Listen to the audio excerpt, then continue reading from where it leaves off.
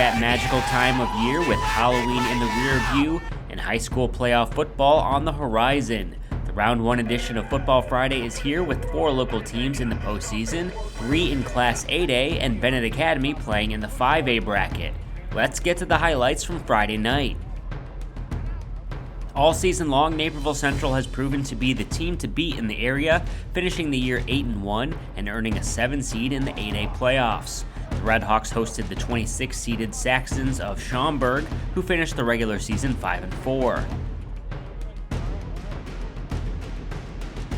Aiden Clark has been battling a knee injury over the second half of the season, but on this night, the Redhawk running back looked right as rain, bursting through the defense for a 44-yard touchdown to open the scoring. Later in the quarter, Central quarterback Sebastian Hayes rolls to his right out of the play action before finding Ryan Downey for the touchdown pass. The Redhawks take a 13-0 lead. In the second quarter, Hayes drops back and finds a streaking Garrett Nichols down the sidelines, and he walks the tightrope 63 yards into the end zone. The Redhawks take a 27-0 lead into halftime. The Naperville Central defense has been stout all season, and this would be no exception. Paul Paradotti with an interception along the sidelines to help preserve the shutout. The Redhawks roll into the second round, following a 48-0 blowout over Schaumburg.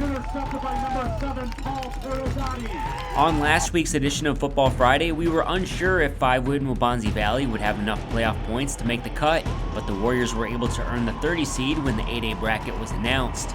Waubonsie makes the short road trip to face the undefeated 3-seed Oswego Panthers as the Green and Gold returns to the postseason for the first time since 2018. Early in the third quarter, with Oswego holding a 6-0 lead, the Panthers go for it in Waubonsie territory. Defensive back Owen Roberts makes a nice break on the ball to force the incompletion and give the ball back to the Warriors. Waubonsie Valley was second and goal from the 6, and the team uses the Wildcat formation with Christian Simmons taking the snap and throwing into the end zone, but Jeremiah Kane makes a nice play to get the interception for Oswego to keep the Warriors off the board.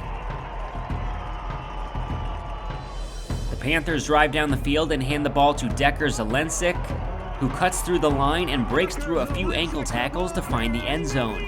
Oswego gets a 2-point conversion to take a 14-0 lead into the fourth quarter. Late in the fourth, Waubonsie Valley gets on the board for the first time as Christian Simmons cuts through the defense and finds the end zone from 10 yards away. However, Oswego recovers the onside kick and holds off the Warriors for a 21-7 victory. Waubonsie Valley finishes the season 5-5, while the Panthers advance to face York in the second round. After 3 consecutive 4-5 seasons, Benet Academy is back in the postseason dance for the first time since 2019, following a 6-3 campaign. The Red Wings are in Class 5A this fall and play host as the 7 seed against the Perspectives/Leadership Co-op from Chicago, who visits Benedictine as a 10 seed. Midway through the first quarter, Benet with the ball at the Warriors' 14-yard line. Marty Radgowski takes the handoff and follows his blockers into the open field and into the end zone to put the Red Wings up 7-0. Later in the quarter, following a Luke Doyle interception, this time Doyle makes the reception for the Red Wings via Ryan Kubacki Jr. to put the Wings up 13-0. This game was all Benet Academy. Kubacki shows that he can run the ball as well, darting through the defense and down the sidelines for a 45-yard touchdown. The Red Wings win their first playoff game since 2017 by the score of 48-0 and advance to the second round.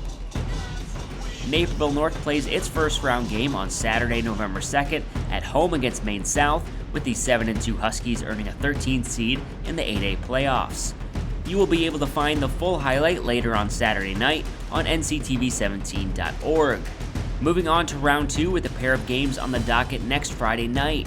Naperville Central will be back at home for a 7:30 p.m. kickoff against the 10-seeded Fremd Vikings in hopes of returning to the quarterfinals for the first time since 2017.